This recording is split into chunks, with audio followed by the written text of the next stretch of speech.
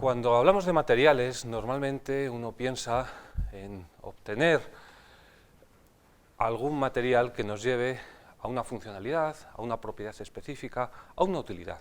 Pero muchas veces dejamos por el camino algo muy importante, que es el procesamiento de ese material. Y ahora que estamos buscando materiales reutilizables, materiales más ecológicos, materiales que reduzcan el impacto ambiental, quizás el objetivo último sería reducir ese impacto ambiental desde el principio, desde su producción. Para hablarnos acerca de la energía solar en el procesamiento de materiales, hoy tenemos con nosotros, aquí a mi lado, a Alfonso Vázquez, que es investigador del Centro Nacional de Investigaciones Metalúrgicas, CENIM, que forma parte del Consejo Superior de Investigaciones Científicas, CSIC, de España. Hablar de Alfonso es hablar casi de un hombre renacentista, y lo de casi podría sustituirlo por un hombre renacentista directamente. Como podéis ver, su formación es muy amplia, variada y diversa. Es una persona muy curiosa por muchos temas y que, como me contaba ahora, tiene teorías para solucionar medio universo. El otro medio se lo dejamos al azar, que no está mal. ¿No? Él es licenciado en Ciencias Químicas por la Universidad de Santiago. Veréis que a pesar del tiempo pasado, pues sigue manteniendo un dulce acento gallego, lo cual es muy de agradecer. Es doctor en Química Industrial por la Universidad Complutense de Madrid, pero luego tiene una formación muy diversa que va desde la diplomatura en Gestión de la Investigación a la diplomatura en Comunidades Europeas de la Escuela Diplomática o a una licenciatura en Derecho por la Universidad Complutense de Madrid. Y todo esto aunado con un fuerte espíritu investigador que le llevó a ser director del CENIM y que en estos momentos su trayectoria ha sido reconocida con la distinción de profesor de investigación ad honorem del CSIC. No vamos a hablar de sus centenares de publicaciones, sí reseñar sus líneas de investigación que se centran en la ingeniería química, en concreto en la cinética catalítica en fase vapor, en la protección frente a la corrosión, en concreto también en la galvanización en caliente, y más cercano a lo que vamos a ver ahora, por un lado la arqueometalurgia y por otro lado la modificación de superficies con energía solar. Algo que resulta un reto de cara al futuro y suena extraordinariamente interesante, así que yo no os robo más tiempo, os dejo con él. Alfonso, el tiempo es tuyo. Muchas gracias por estar aquí. Bienvenido. Gracias. Gracias a profesor Pastor por haberme invitado a poder contaros aquí alguna historia. Y lo que ha comentado de mi trayectoria, lo único que indica es que soy un poco mayorcito. O sea, que es que eso no tiene más mérito que cuando uno vive mucho, pues le da tiempo a hacer unas cuantas cosas. El asunto de la... hay una cosa que quisiera comentar porque yo creo que es interesante. Cuando yo estaba estudiando químicas en Santiago, un cuñado mío tenía una fundición de hierro y me dijo, oye, ¿quieres venir por aquí por la fundición? Y yo dije, hombre, esto de la fundición de hierro pues no parece que sea así como muy químico, porque la fundición se suponía que estos materiales eran una cosa más de los ingenieros industriales y entonces no me parecía así aquello muy químico. Bueno, pues acabé siendo director del Centro de Investigaciones Metalúrgicas, lo cual quiere decir que cuando uno tenga la oportunidad de hacer cualquier cosa, aunque no tenga nada que ver con lo que está haciendo en ese momento, debe decir siempre que sí, porque las oportunidades que le da la vida luego de que cualquier conocimiento es interesante, pues es muy, muy sorprendente. Entonces, bueno, aunque supongo que el Consejo resultará más o menos conocido para todo el mundo, el Consejo Superior de Investigaciones Científicas, voy a pasar unas cuantas transparencias que no voy a leer, porque todo el mundo las lee mucho más deprisa de lo que haría yo con la lectura. Entonces, el Consejo es simplemente una agencia que se dedica, antes era un organismo público de investigación, pero ahora formalmente es una agencia. Y el número de personas que trabajamos ahí es un número bastante grande, el número de institutos también es bastante grande y está repartido en todo el país. Y las áreas en que está dividido el centro, pues como veis, incluyen las áreas desde humanidades hasta tecnologías más duras como las de materiales o alimentos, etc. En el Centro de Investigaciones Metalúrgicas, que es donde trabajo yo, que eso, por si no lo sabéis, está subiendo hacia Cuatro Caminos a la izquierda, un poco antes de la Escuela de Organización Industrial, pues hay tres departamentos fundamentales, que son el de Metalurgia, física, el de primaria y el de las superficies y de la corrosión, que es en el que trabajo yo. Este es el centro. Y esto hace referencia a la situación en la que nos encontramos. Entonces se puede ver que, salvo los húngaros, que son siempre unos señores muy raros, que hablan un idioma extrañísimo, y que a la crisis le llaman Balsagal, pues todos los demás le llamamos crisis más o menos claramente entendida. Y una parte de las razones de esa crisis es el problema energético, pero las esperanzas mías es que el futuro será rojo y brillante y por lo tanto vamos a ver si conseguimos aprovechar la energía solar, porque es la única cosa gratuita que tenemos. En estos momentos donde están bajando los sueldos y subiendo los precios de las cosas, pues tenemos que aprovechar lo único que tenemos, por lo que todavía no nos cobran. Pero no hay que desesperar que algún día se les ocurra. Entonces, ¿cómo se aprovecha la energía solar? La forma de aprovechar la energía solar más directa es por el medio de la fotosíntesis en las plantas. Nosotros nos calentamos, sintetizamos vitaminas gracias a la energía solar, etc. Pero en las aplicaciones materiales que a nosotros nos interesa, yo no voy a referirme a la utilización de la energía solar directamente con la misma densidad de energía que recibimos directamente del Sol, sino con la energía solar concentrada. Y una forma de concentrarla es mediante una parábola. Entonces, una parábola, nosotros tenemos aquí un foco en el que concentramos toda la energía matemáticamente en un punto. Si nosotros en vez de tener una parábola tenemos un cilindro parabólico, entonces en vez de concentrarlo en un punto lo concentramos a lo largo de una línea. Y si en vez de tener un cilindro parabólico tenemos una parábola de revolución, pues entonces lo concentramos otra vez en un punto, pero ya desde una superficie, no solo desde una línea, como ocurría en el caso de una parábola. Entonces, la ventaja que tiene este sistema es que nosotros tenemos un efecto multiplicador inmenso, que es la inmensa superficie del elemento de concentración, la vamos a concentrar en una superficie mucho más pequeña. Y eso es del orden de varios miles. Lo que ocurre es que el Sol no es un punto, sino que el Sol es un disco, con lo cual no vamos a concentrar nosotros un disco en un punto, que sería un punto en un punto, pero un disco quiere decir que vamos a tener una pequeña desviación y como los rayos tienen una cierta inclinación, quiere decir que unos se van a concentrar, vamos a aprovecharlo del puntito, unos se van a concentrar, la línea recta se va a concentrar en esta zona y la línea recta de este otro lado se va a concentrar en el otro. Por lo tanto, no vamos a tener un punto, sino que vamos a tener una zona en este sentido, o puesta en el sentido horizontal la vamos a tener en este otro. Es decir, vamos a concentrar una superficie sobre una superficie. Esto es lo que se pretende representar aquí, y entonces el orden de concentraciones va a ser del orden de 3 a 10.000, o puede ser más. Existen algunos casos en que se hace una concentración secundaria en la que cerca de la zona focal se coloca un prisma y entonces consiga concentrar todavía la energía solar en una superficie muchísimo más pequeña, con lo cual se llega casi al límite termodinámico. Los norteamericanos, que siempre están empeñados en conseguir el más del más, pues están a unos niveles muy próximos, pero eso no tiene más interés que el interés puramente científico de saber que se llega casi al límite. Esto es un esquema de un sistema de concentración solar en el que nosotros tenemos un heliostato, que es el que sigue la dirección del Sol y lo remite de un modo vertical sobre una estructura focal, que esto es un paraboloide, con lo cual nosotros tenemos aquí el punto focal, o la zona, el punto, nosotros vamos a decir punto, pero sabemos que es una superficie. Entonces, en este punto focal, nosotros colocamos aquí luego la probeta sobre esta mesa de desplazamiento, y entonces podemos hacer ahí los ensayos que nosotros queramos. Este es el esquema del sistema de concentración. Nosotros tenemos, este es el espejo que concentra, nosotros tenemos aquí un paraboloide, ahora vamos a ver una instalación concreta, y la concentración que tenemos es toda esta superficie, que es esta superficie de aquí, que es la apertura del paraboloide, se nos va a concentrar en este punto y nosotros vamos a tener ese índice de concentración. Este es el paraboloide que existe en una instalación que hay en Odeillo, que eso está en el sur de Francia, en el borde de la frontera con España. Hubo una época en que eso era español, pero los franceses, como siempre nos ganan las guerras, pues al final acaban quedándose con todo. Y está al lado de Puigcerdà. a unos 10 kilómetros de Puigcerdá.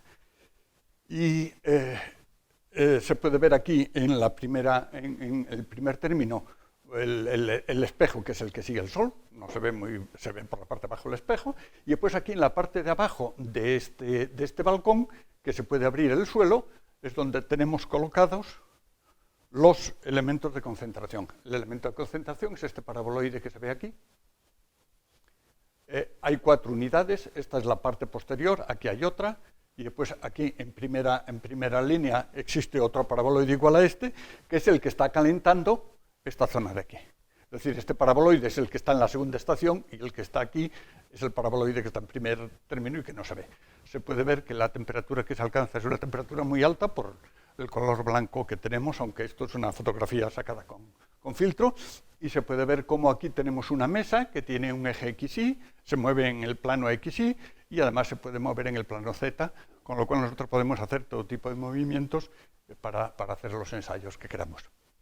También podemos hacer esto en una atmósfera determinada, si nosotros colocamos aquí un gas reactivo o un gas inerte, y los ensayos que nosotros hacemos los hacemos en las condiciones que nosotros queramos. Lo que es interesante vamos a ver, es el origen de estos paraboloides. El origen de estos paraboloides que tenemos aquí fue la Segunda Guerra Mundial. En la Segunda Guerra Mundial los aviones de la guerra pues iban despacito, porque iban con hélices, y entonces iban despacito y bombardeaban por la noche para que no les vieran. Entonces lo que se hacía es colocar estos mismos espejos, pero haciéndolo funcionar al revés. Aquí había un arco eléctrico y por lo tanto, si el arco estaba en el foco, nosotros conseguíamos poner un haz de luces. Este era el sistema que nosotros teníamos. Y aquí se puede ver cómo está volando un avión y cómo todos los haces de luces iban iluminando el avión para que luego los señores de las ametralladoras pues le dispararan a los del avión. Entonces, normalmente se suelen utilizar las cosas de la guerra, acaban teniendo aplicaciones pacíficas. Este es otro de los casos donde tienen las aplicaciones pacíficas. Y lo divertido, si se puede decir que el asunto es divertido, es que los franceses utilizan los paraboloides que utilizaban contra los alemanes, y los alemanes tienen otro instituto de energía solar donde utilizan los paraboloides que utilizaban contra los aviones franceses. Así que es una aplicación pacífica de la guerra. Otro sistema es el que el paraboloide, en vez de estar en un eje vertical, nosotros lo tengamos en un eje horizontal. El diseño de esta estructura es la que existe en Almería, donde se puede ver aquí el paraboloide con sus dimensiones tamaño grande. Este es el horno solar, donde aquí hay una persiana veneciana que se va inclinando más o menos para que nosotros podamos controlar el flujo que llega a la parte interior. Se tenía que ver otro.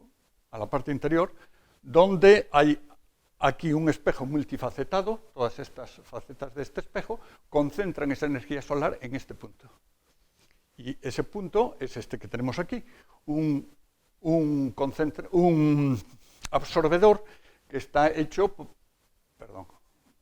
un absorbedor que está hecho con una serie de agujeritos, esto es carburo de silicio, de tal forma que cuando esto se calienta, si nosotros hacemos pasar aire, tenemos aquí un cambiador de calor, y entonces conseguimos que el aire se nos caliente a la temperatura que nosotros deseemos, más o menos. Aquí se puede ver un poquitín en rojo el receptor.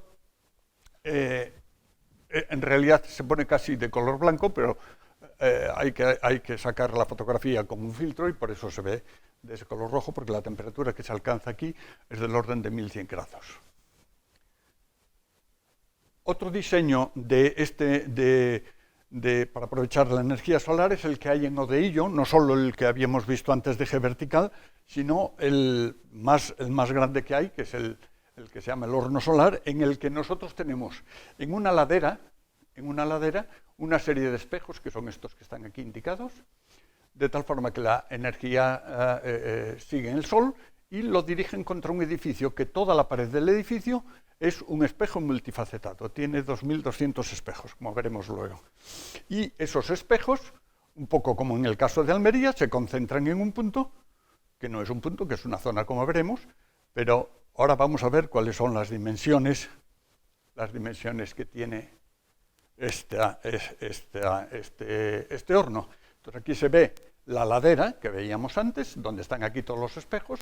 Aquí se ve el edificio, que es toda esa fachada, son espejos pequeñitos, y se concentran en la parte central, como se puede ver ahora en este esquema.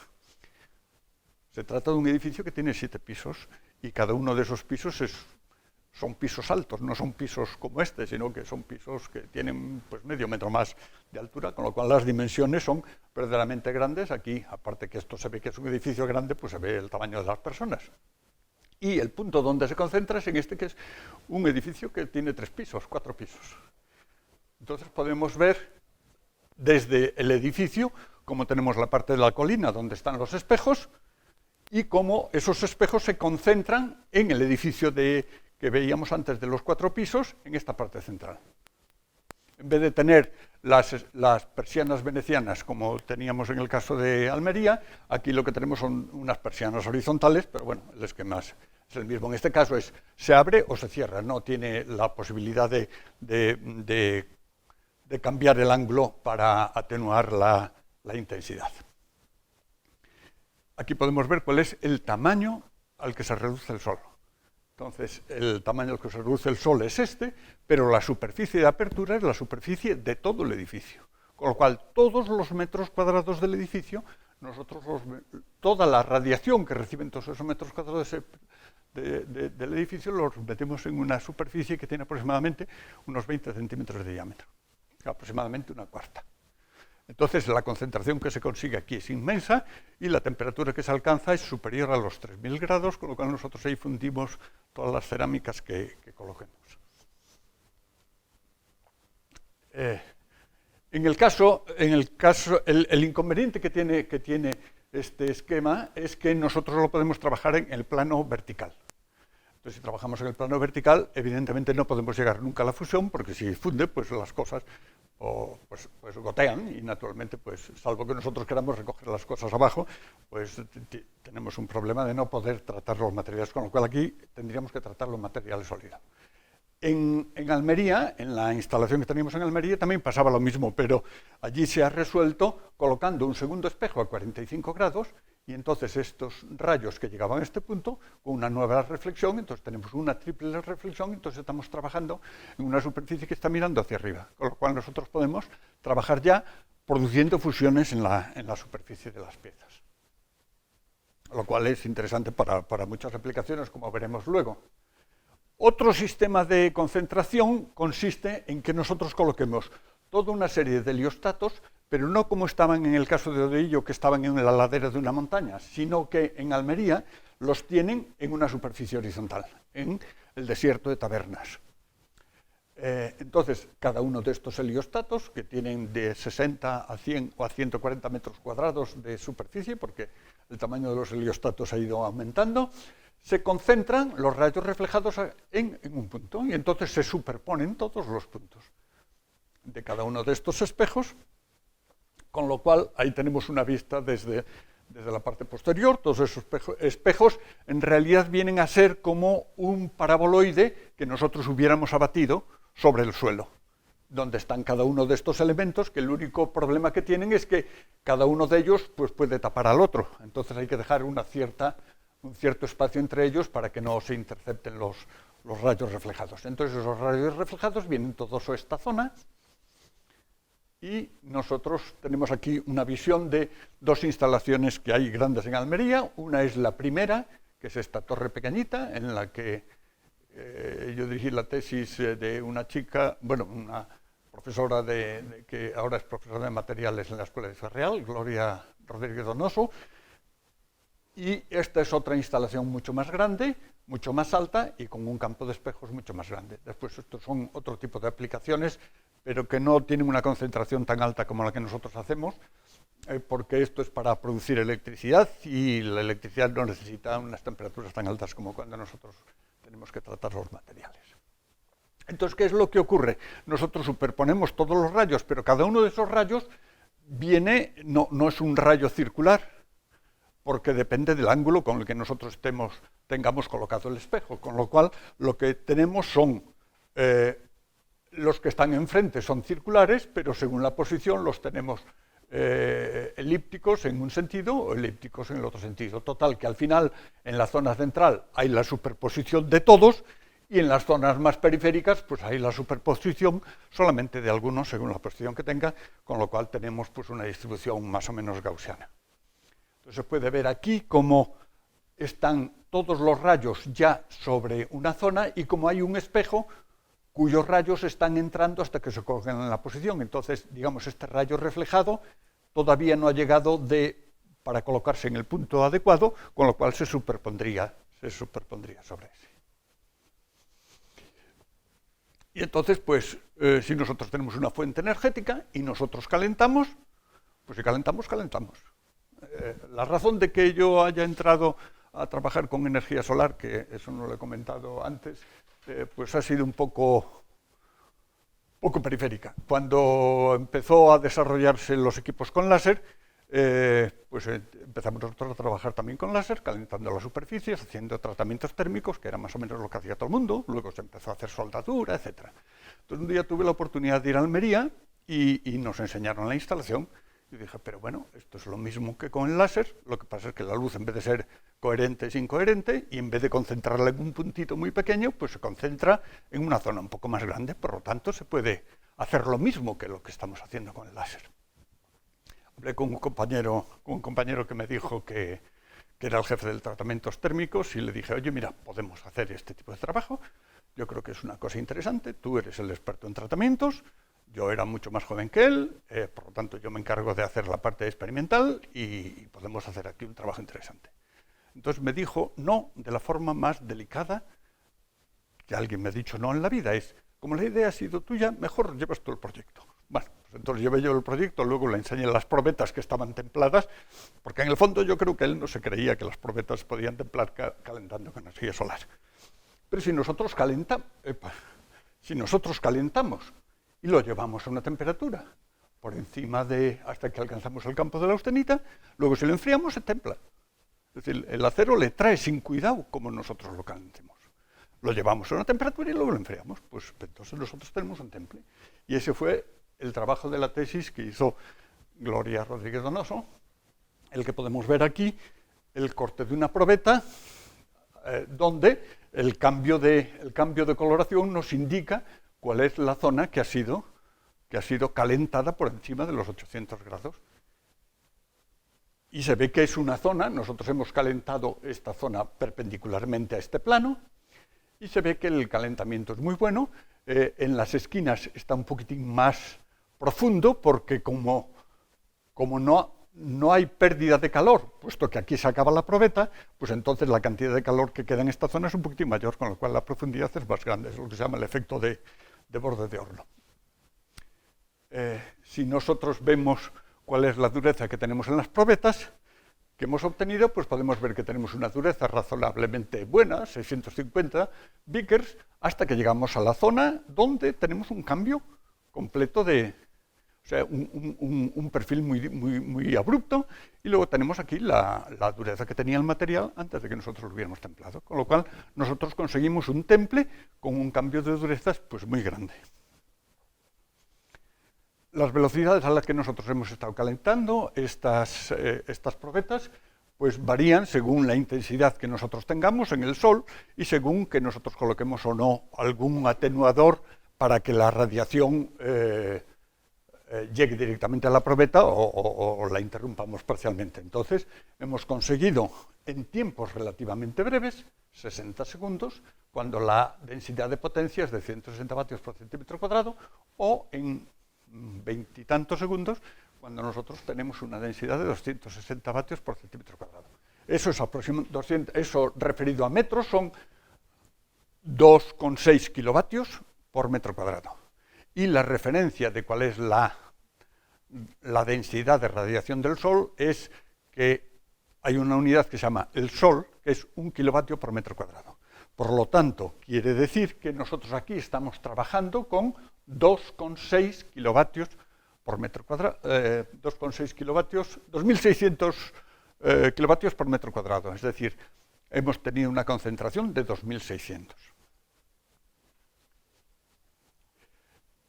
Si en vez de calentar directamente un material, nosotros tenemos un reactor horizontal del estilo de los que se utilizan en las cementeras, nosotros podemos tener aquí una ventana de cuarzo por la que hacemos entrar la radiación dentro del reactor.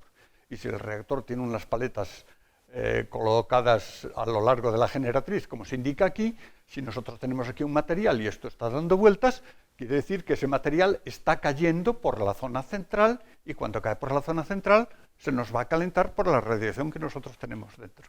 Con lo cual tenemos la posibilidad de utilizar un reactor horizontal para manejar un material granulado o un material de algún otro tipo de forma pequeña. Y otra de las posibilidades es la de utilizar un lecho fluidizado.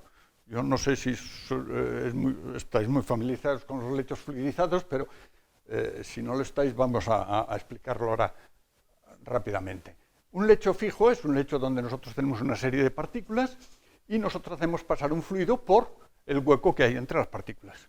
Si el caudal es pequeño, pues el fluido se mete por el medio de las partículas, tiene una cierta caída de presión y bueno, y sale por la parte de arriba.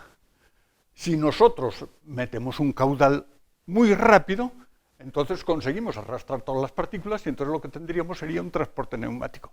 Es decir, las partículas que había aquí, si el caudal es muy grande, pum, salen por la parte de arriba y se van al final a donde sea. Si nosotros tenemos un flujo intermedio y las partículas tienen una cierta capacidad de aglomerarse entre ellas, vienen a actuar como si fuesen un pistón. Entonces nosotros conseguimos levantarlas todas a la vez porque están medio pegadas entre sí. Entonces eso es lo que se llama un flujo de pistón. Pero si las partículas están suficientemente separadas, lo que ocurre es que cuando nosotros las empujamos, se separa y entonces la porosidad, que aquí era muy pequeña, aquí se convierte en una porosidad muy grande. Y por lo tanto las partículas empiezan a saltar. La situación es parecida a cuando nosotros tenemos el agua hirviendo. Cuando el agua está hirviendo se producen burbujas de vapor de agua que empujan al agua líquida hacia la parte de arriba, pero las burbujas se rompen y se vuelve a caer el agua. Entonces, en vez de tener el agua agitándola, nosotros lo que tenemos aquí es unas partículas sólidas que las estamos agitando. Entonces, como eso es medio fluido, por eso es por lo que se llama un lecho fluidizado, en contraposición a un lecho fijo donde las partículas están todo el tiempo en su sitio. ¿Cuál es la ventaja del lecho fluidizado respecto al fijo? Pues que en estos casos tenemos una agitación muy grande y tenemos una transferencia de calor y de masa, en el caso de que, por ejemplo, esto fuese catalítico, muy grande, porque la cantidad de superficie por unidad de masa aumenta a medida que nosotros tenemos un tamaño de partícula muchísimo más pequeño. Entonces, ¿qué es lo que conseguimos? Que esta partícula que estaba aquí caliente, al cabo de un rato está aquí, y luego esté aquí, y luego esté en el otro lado. Por lo tanto, toda la masa tiene una temperatura muy uniforme. Entonces, la ventaja de los lechos fluidizados es que tienen una transferencia de masa muy grande, una transferencia de calor muy grande y una temperatura muy uniforme. Y eso es muy importante en química, porque, como sabéis, hay muchas reacciones que son catalíticas a un determinado intervalo de temperatura, y cuando nos salimos de ese intervalo, entonces resulta que la reacción que se produce nos produce otros productos que no son los que nos interesan a nosotros. Por lo tanto, el lecho fluidizado se utiliza bastante en la industria química, sobre todo en la catalítica, cuando se quiere trabajar en un intervalo de temperaturas muy estrecho. Entonces, ¿qué es lo que podemos hacer nosotros? Pues nosotros podemos coger esta radiación solar a través de una ventana de cuarzo, la colocamos en un absorbedor, metemos por aquí aire y tenemos aquí el lecho fluidizado. Entonces, todo este aire que entra por aquí, que pasa por el absorbedor, que era nuestro cambiador de calor, nos llega aquí al lecho fluidizado. Entonces nosotros conseguimos tener el lecho fluidizado a una determinada temperatura según las condiciones en las que nosotros estemos trabajando. Esas temperaturas pueden ser 800, 900 grados, que son en las que nosotros hemos trabajado hasta ahora como máximo. Este es un diseño de un horno que hicimos en colaboración con la plataforma solar de Almería, en la que se puede ver aquí cómo el aire caliente entra por la parte anular de lo que es el lecho fluidizado, por lo tanto lo calienta por la parte de fuera, y esos gases ya un poco más fríos pasan a esta segunda parte, a este segundo cuerpo, donde entra el gas de fluidización, con lo cual el gas de fluidización se va calentando aquí, es un pequeño cambiador, precalentador, y entonces tenemos aquí el lecho fluidizado. Por lo tanto, el gas de fluidización se calienta, se precalienta con los gases de salida y luego termina de calentarse dentro del lecho. Con lo cual nosotros ahí tenemos un sistema bastante bueno con el que conseguimos las temperaturas que nos interesa tener en algunos de los casos. Y este es uno de los casos en que hemos ensayado. La hematites es el óxido férrico, es de color rojo, como corresponde con el nombre que tiene, y la hemos colocado aquí en el lecho, se puede ver la visión desde arriba, y en la siguiente tenemos magnetita, que es absolutamente negra y que tiene la característica de ser magnética. Entonces, hemos conseguido hemos pasado un gas que tenía un 5% de hidrógeno, con lo cual hemos hecho la reducción del óxido de hierro, del Fe2 o 3 a Fe3 o 4. Entonces, el cambio de color es suficientemente claro como para darse cuenta de que se ha producido ese cambio, y el diagrama de rayos X pues, nos deja clarísimamente demostrado que ahí solo tenemos magnetita, por lo tanto hemos conseguido un 100% de rendimiento. ¿Cuál es el consumo energético? Ninguno, porque todo el consumo energético era el solar. Y esta reacción es una reacción que tiene dos elementos de consumo. Uno es la energía y el otro es el hidrógeno. La cantidad de hidrógeno que necesitamos es relativamente pequeña y la cantidad de energía, en cambio, es muy grande, porque eso hay que hacerlo a una temperatura alta, del orden de 850 grados. Entonces, quiere decir que este proceso nosotros lo podemos hacer a un coste mucho más pequeño, porque nunca vamos a consumir energía. En este otro caso son unas probetas de aluminio que metimos en el lecho fluidizado, aprovechando que las partículas del lecho eran arena y todo el aire que había entre las partículas estaba a la misma temperatura. Entonces se puede ver, hay esto de aquí es un paraboloide grande, que no tiene nada que ver con lo que nosotros estamos haciendo, pero nuestra concentración solar está aquí. Entonces se puede ver como esto es completamente blanco. Aquí tenemos la parte de arriba del lecho y este es el paralelepípedo dentro del cual está el lecho adecuadamente aislado. Entonces en la parte de arriba, nosotros por la parte de arriba metemos la probeta, la metemos en la masa del material y se alcanza la temperatura a la que está todo el lecho, en cualquier parte del lecho. El resultado es que nosotros teníamos una probeta que estaba endurecida y la hemos solubilizado con energía solar. Entonces hemos hecho un tratamiento térmico de estas probetas. Este es un ensayo real en el que hicimos 800 grados, donde estos son distintas temperaturas que tenemos en distintas partes de la instalación. La temperatura del lecho es esta que se indica aquí, y esa temperatura ha ido aumentando pues a medida que nosotros íbamos aumentando la sección de la persiana veneciana para que fuese cada vez llegando más calor. La razón de hacerlo así por etapas es porque si no se puede producir un choque térmico muy grande en el carburo de silicio y se nos rompe la pieza de carburo de silicio por las tensiones. Entonces hay que irlo calentando pues muy despacito. Allí en Almería son muy conservadores y entonces lo calientan muy despacito porque no quieren que se les rompa. Yo creo que se podría calentar un poco más deprisa, pero bueno, ellos son los dueños de la instalación y por eso la temperatura, el aumento de temperatura es relativamente pequeño. Pero una vez que nosotros tenemos aquí esta temperatura, ya estamos en 700, 800 grados, y lo que es importante es que, aunque nosotros bajemos bastante la apertura, por ejemplo, en este caso teníamos una apertura, esto me parecía del 50%, bajamos a una apertura del 40%, y sin embargo nosotros tenemos aquí una temperatura que sensiblemente es la misma.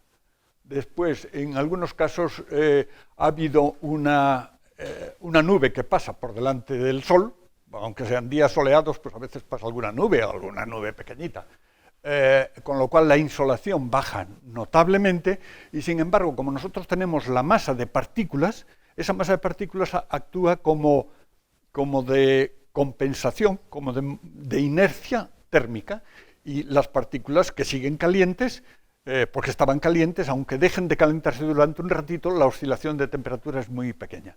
Por lo tanto, otra de las ventajas que tienen los hornos, los lechos fluidizados, es que tienen una cierta inercia térmica y por lo tanto mantienen la temperatura constante, aunque tengamos el inconveniente más grande que tiene la energía solar, y es que de vez en cuando pues, pasan nubes, incluso en los sitios soleados.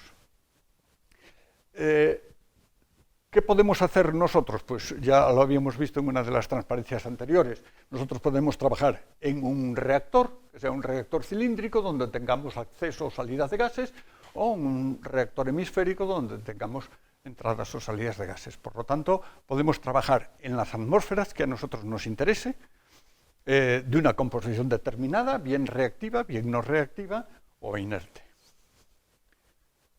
Y ahora vamos a ver también otros ensayos que hemos hecho de unas probetas en las que lo que hemos hecho ha sido sobre una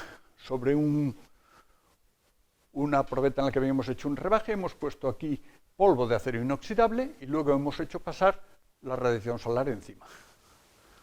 Entonces podemos ver aquí cómo se nos ha fundido la probeta, y esta es una zona de cladding donde hemos fundido el polvo de acero inoxidable de tal forma que se nos ha formado una pieza de acero inoxidable encima de acero al carbono. Esto es lo mismo que se hacía con el láser, porque, como digo, nosotros lo que hemos estado haciendo ha sido tomar como referencia el láser para hacer aplicaciones con energía solar. Esto es un corte transversal de la probeta, donde se puede ver la probeta, aquí había el rebaje, este era el polvo de acero inoxidable que está completamente fundido. Y se puede ver que hay un cladding muy bueno porque no hay difusión, apenas hay difusión del acero, del inoxidable en el acero al carbono, porque según se fundía, se volvía a enfriar. Y entonces no dio tiempo para que hubiese una difusión, lo cual algunas veces es interesante, otras veces sí nos interesa que haya una cierta difusión. Son las dos posibilidades que existen. Y aquí tenemos la variación de la composición en función de la zona, digamos, inicial cero, que sería esta. Entonces se puede ver cómo el cromo y el níquel pues tiene la composición que corresponde al acero inoxidable, salvo en un intervalo pues, muy pequeño de unas pocas micras, donde hay una cierta difusión del cromo y el níquel en el acero base y del hierro del acero base en la parte de inoxidable. Pero durante toda esta zona, es decir, de aquí para aquí, nosotros tenemos acero inoxidable. Entonces es una posibilidad que también nos ofrece la energía solar. Una de las últimas cosas que hemos hecho ha sido soldar alambres o soldar piezas con energía solar. Para eso hicimos distintas aplicaciones. En unos casos pusimos una varilla y entonces fundimos la varilla para conseguir la soldadura. No ha salido la pieza soldada. Bueno, tenía que ver. Ah, sí. Aquí está. Se puede ver cómo ha quedado la pieza soldada. Aquí podemos ver el corte transversal. Se puede ver que la penetración es total porque llega hasta el final. Aquí tenemos un pequeño exceso del cordón. Después aquí hemos hecho una soldadura en ángulo, colocando las probetas en esta posición, de tal forma que hemos hecho pasar por este punto el punto focal y lo hemos movido en el sentido perpendicular al plano que estamos viendo, y hemos conseguido una soldadura razonablemente buena. Al principio siempre es un problema distinto porque el principio esto está frío y hay que calentarlo, entonces pues nunca sale bien al principio y al final tampoco.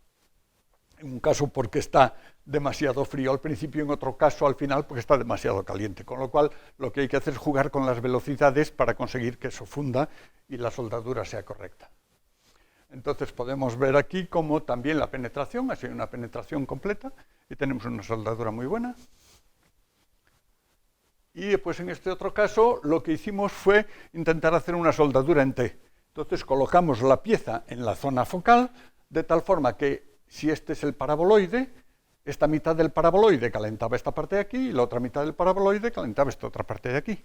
Y entonces lo hicimos mover la pieza en el sentido perpendicular al plano de la figura, con lo cual pues obtuvimos una soldadura bastante buena, salvo en la parte final, que como digo se recalienta demasiado y entonces está un poco peor.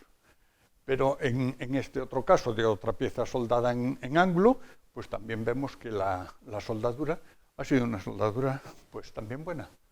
Entonces, ¿cuál es el objetivo que tenía el hacer esta soldadura? Pues el convencer a la gente que se pueden hacer las cosas fundiendo a 1700 grados, a 1800 grados. Ahí hemos estado fundiendo acero al carbono, acero inoxidable y aleación de titanio. Entonces todo el mundo siempre piensa la energía solar, que es muy buena para calentar el agua para ducharse y cosas por el estilo. No, la energía solar es buena para trabajar a 1700 grados o a temperaturas incluso más altas. Entonces hay que tener en cuenta esa posibilidad. Y eso es una responsabilidad vuestra, que vais a ser los ingenieros el día de mañana, o ya lo sois. Y el problema es que cuando yo estaba sentado en esos bancos, pues el agua, la energía solar servía para calentar el agua de la ducha y nada más. Nadie se planteaba otra cosa. Sin embargo, ahora existen estas posibilidades. Pero son unas posibilidades que paradójicamente se ignoran por parte de químicos, físicos e ingenieros. Esto no se cuenta. Y sin embargo existen unas posibilidades inmensas de trabajar con estos materiales. Esta es una instalación que tenemos en el CENIM. Esto es una lente Fresnel, está tapada con una chapa de aluminio para que no tener problemas. Entonces, y esto es un eje, esto sigue el eje está apuntado a la estrella polar, con lo cual esto va a girar y va a seguir el camino del Sol. Y nosotros tenemos aquí un mando con el que nosotros subimos o bajamos la lente para acomodarla a que en el invierno el Sol está más bajo y en el verano el Sol está más alto. Pero durante todo el día el Sol no cambia de posición. Por lo tanto, durante todo el día solo necesitamos hacer un movimiento. En Almería y en Odeillo y en las instalaciones grandes tienen unos equipos que siguen los dos movimientos durante el día y durante el día a lo largo de todo el año, por sistemas más o menos complicados con ordenadores, pero esto nos salía muy caro y como nunca tenemos dinero, pues entonces nosotros resolvimos este problema haciéndolo solo con un movimiento en un eje y el otro haciéndolo manual, porque los ensayos son unos ensayos muy breves en el tiempo, porque calentamos muy rápidamente. Aquí tenemos otra vista de la instalación del CENIM. Aquí se ve ya, esto es una lente de Fresnel como la de las fotocopiadoras. Y nosotros concentramos esta radiación en este reactor, que tiene aquí una ventana y por lo tanto nosotros dentro podemos volver a trabajar otra vez con las atmósferas que a nosotros nos interese, neutras o reactivas. La distribución de potencia que se consigue está puesta aquí y entonces vemos que el factor de concentración, aunque aquí esto no se nota muy bien, es aproximadamente 2000 veces, con lo cual nosotros tenemos 2000 soles, entre 2000 y 2500 soles, según que estemos en los días buenos o en los días menos buenos en Madrid, que no es que sea un sitio maravilloso, pero bueno, no es de los peores.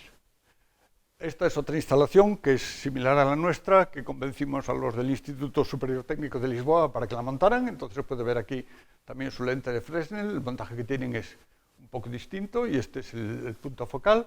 La ventaja que tiene este sistema además es que a 20 centímetros del foco la superficie, en vez de ser del tamaño de una lenteja, pues ya es de este tamaño. Entonces uno puede poner la mano allí y lo único que hace es calentarse las manos.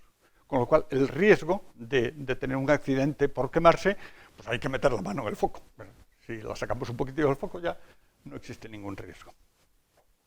Y esta es la instalación que hay en Ciudad Real, que también es similar a la que nosotros tenemos, donde se puede ver aquí una zona focal que está desenfocada, porque normalmente cuando esto está bien enfocado, el tamaño del punto focal es aproximadamente 5 o 6 milímetros, o sea, un tamaño de una lenteja. Aquí hay algunos datos para tener una referencia. Estos datos están un poquitín antiguos, pero sirven para saber que en las lentes de Fresnel nosotros tenemos una potencia total muy pequeña, porque la superficie que nosotros tenemos es muy pequeña. Sin embargo, las densidades de potencia que tenemos son unas densidades relativamente grandes. La superficie es muy pequeña. En el caso de los no solar nosotros tenemos metros cuadrados. En el caso de las temperaturas nosotros alcanzamos más de 1500. Hemos llegado a fundir el acero. Mientras que en estos otros casos, en el horno solar tiene una concentración mucho más grande y en el láser, por supuesto, mucho más, con lo cual las temperaturas que alcanzan son mucho mayores. Entonces nosotros tenemos una limitación. Bueno, tenemos una limitación, pero no nos cuesta nada, Con lo cual, una limitación que no te cuesta nada, pues no es tan limitación como otra que no tiene limitación, pero te sale muy cara. Entonces aquí tenemos el esquema de la instalación que nosotros tenemos, la lente de Fresnel concentra en este punto, nosotros colocamos aquí las probetas, y aquí tenemos una ventana de cuarzo, y aquí tenemos un gas para entrada y otro para salida, y después una refrigeración con agua, con lo cual nosotros podemos trabajar en las condiciones que nos interesan. Hicimos algunos ensayos para obtener aluminuros de níquel, que es un intermetálico que tiene un punto de fusión muy elevado, combinando la energía solar con la síntesis autopropagada. Es decir, es una reacción que es exotérmica y por lo tanto todo el calor de la reacción sirve para calentar a los mismos reactivos. Y lo que hicimos fue colocar en una probeta el polvo de níquel y de aluminio en el interior de la probeta, como se puede ver en esta probeta. Nosotros lo hemos calentado y entonces hemos obtenido el aluminuro de níquel. ¿Cómo funciona esto? Pues el asunto es que nosotros tenemos una temperatura que la vamos calentando hasta que se inicia la reacción del níquel con el aluminio. Entonces esa reacción es muy exotérmica. Es tan exotérmica que la temperatura sube en 0,2 segundos desde 500 o 600 grados a 1800.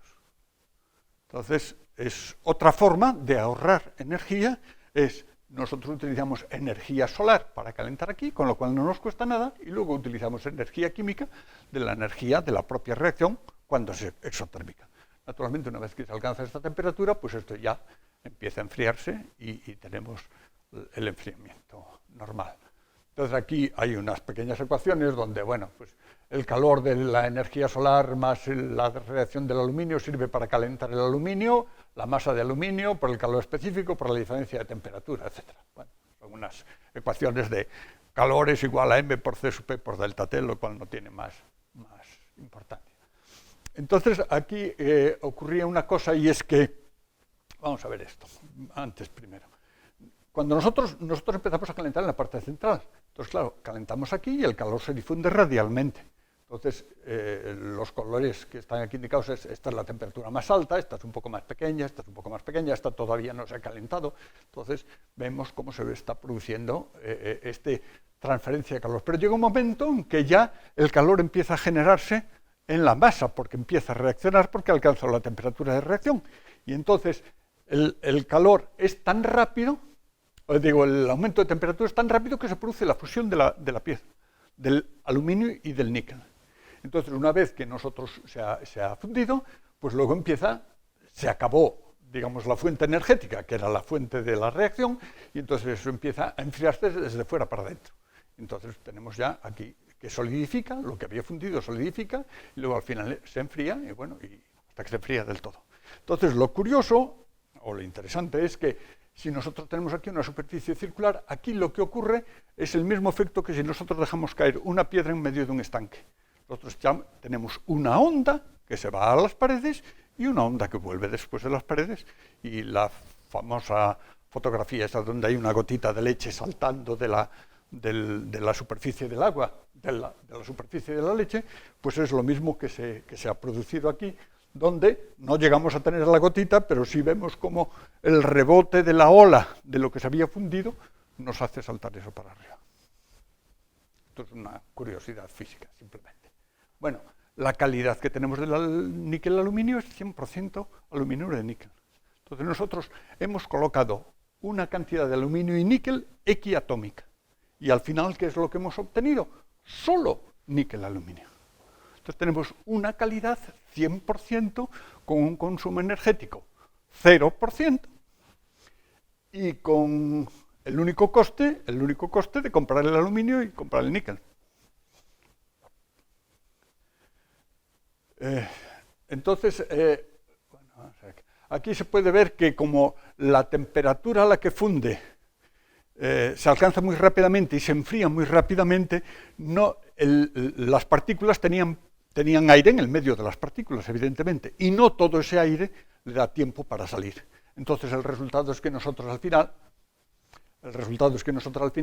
tenemos una masa que no es masiva, sino que es una masa que está llena de pequeños poritos, porque el calentamiento y el enfriamiento ha sido tan rápido que no le ha dado tiempo al aire a salir fuera. Esa, digamos, es una limitación que tenemos. Pero otra cosa que hemos hecho también ha sido una reacción en el reactor de la lente de Fresnel. Calentamos una aleación de titanio 6, aluminio 4, vanadio en una atmósfera de nitrógeno. La calentamos hasta una temperatura suficientemente alta como para que el nitrógeno reaccionase con el titanio. Y al final nosotros hemos obtenido un recubrimiento de nitruro de titanio. Se puede ver aquí como el recubrimiento es un recubrimiento perfecto, las esquinas tan perfectas como las que tenía el material inicial. Y también la composición del nitruro de titanio, bueno, no tengo bueno, el nitruro de titanio también le hicimos rayos X y también salía también 100% nitruro de titanio. Otra instalación que hay es, en vez de utilizar una lente, utilizar utilizar un reflector, un concentrador con espejos. Este concentrador con espejos funciona del siguiente modo. Nosotros tenemos aquí un espejo que está a 45 grados, con lo cual la radiación la manda horizontal. Este es el Sol. La radiación del Sol la manda horizontal. Y luego tenemos un segundo espejo que está con distintas inclinaciones. Y entonces todos esos espejos con la segunda inclinación, según la distancia que haya al eje óptico, lo concentran en este punto. Entonces es otra forma de concentrar esta instalación, que es este equipo que tenemos aquí, que lo tenemos ahí en el CENIM. Podéis ir a verlo y la gente cuando lo vio se creyó que era una escultura. No, no es una escultura, es bonito, pero es una cosa utilitaria. Entonces aquí se puede ver lateralmente. Aquí hay una cremallera y esto es lo que va siguiendo el Sol. Esto está apuntando a la estrella polar, igual que en el otro caso. Y aquí lo tenemos de frente, la verdad es que es bonito.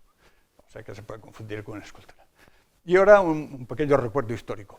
Las aplicaciones de la energía solar siempre aparece la guerra por algún lado. Arquímedes en Siracusa, cuando vinieron los romanos a invadir Siracusa, convenció al jefe, al tirano de Siracusa, que todos los soldados bruñesen los escudos de cobre, de bronce. Y entonces los convirtieron en un espejo y lo que hicieron fue reflejar todos los rayos contra las velas de los romanos que venían en barco. Entonces los romanos se llevaron un susto terrible porque según llegaban de repente empezaban a arder las velas. Y entonces la gente era más supersticiosa y creía más en los dioses que ahora, que la gente ya cree poco en los dioses, pues dieron media vuelta y se marcharon a remo, claro, porque se habían quedado sin velas.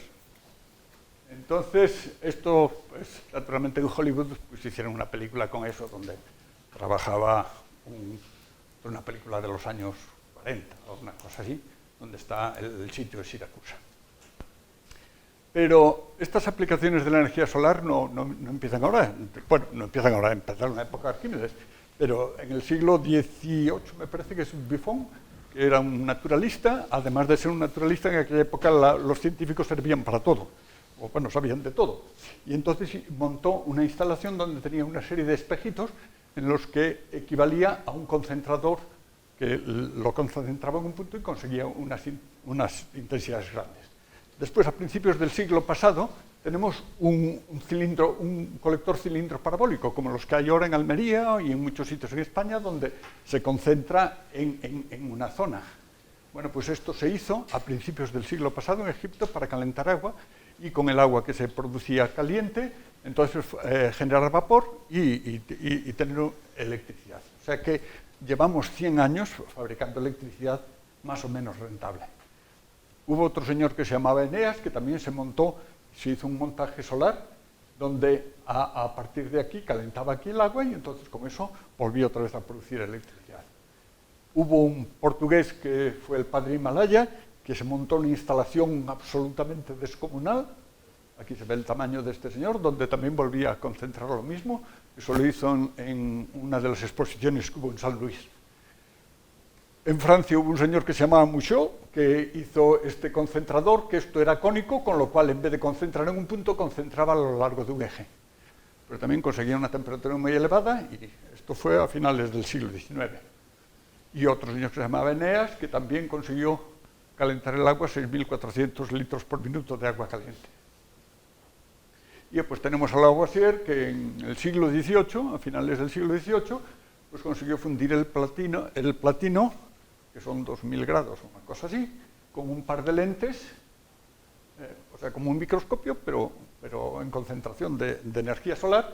Esto es un maravilloso equipo de madera, porque entonces las cosas se hacían con madera, y aquí pues conseguía fundir el platino. Entonces, todo este tipo de cosas son cosas que parecen pequeños juguetes que se hicieron hace 100 o 200 años, en el caso de Arquímedes hace muchos más años, y que sin embargo no se han podido explotar hasta ahora porque en muchos casos los rendimientos que se obtenían eran relativamente bajos y en otros casos no existían los materiales adecuados para que el rendimiento económico fuera suficientemente alto. Pero con esto, esta última repaso histórico, lo que quiero destacar es que todos estamos convencidos de que la aplicación de la energía solar es una de las nuevas tecnologías que estamos utilizando. No, es una tecnología, no digo que más vieja que andar gatas, pero por lo menos es una tecnología que ya desde hace muchísimo tiempo se está utilizando. Entonces, en estos momentos lo que ocurre es que nosotros podemos utilizarla de un modo rentable y que esté dentro del mercado. Y una de las aplicaciones más elementales que hay es la de calentar el aire con el que nosotros vamos a utilizar para quemar un mechero. En un mechero, un combustible normal. Es decir, si nosotros precalentamos el aire con un colector solar, conseguimos que el aire que entre puede entrar a 400, 500 o 600 grados. Pues esos 400, 500 o 600 grados de precalentamiento del aire, que lo único que necesitan es tener un sistema para precalentar el aire, nos va a ahorrar todos los días un montón de energía, que es la que nosotros tendríamos que utilizar para calentar el aire frío hasta los 400 o 500 grados, que es la forma más elemental de conseguir aprovechar la energía solar.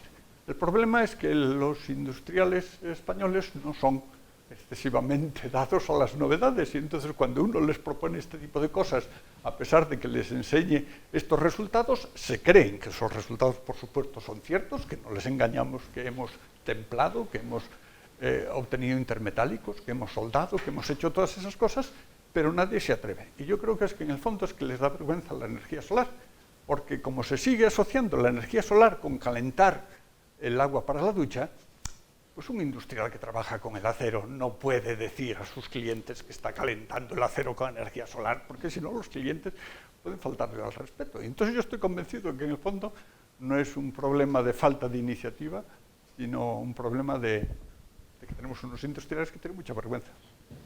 Bueno, pues nada más. Si queréis hacer alguna pregunta o algún comentario. Más o menos. Muchísimas gracias, Alfonso, por esta interesante charla y tenemos tiempo para alguna pregunta. ¿Nos animáis? Yo sí que tengo una, mientras a lo mejor se va cociendo alguna más.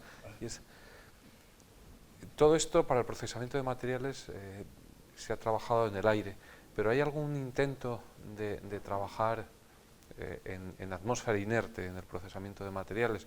Lo digo porque hay muchos de ellos que a esas temperaturas pues reaccionan, lo más típico es con el aire, con lo cual se oxidan y obtener algo es complicado.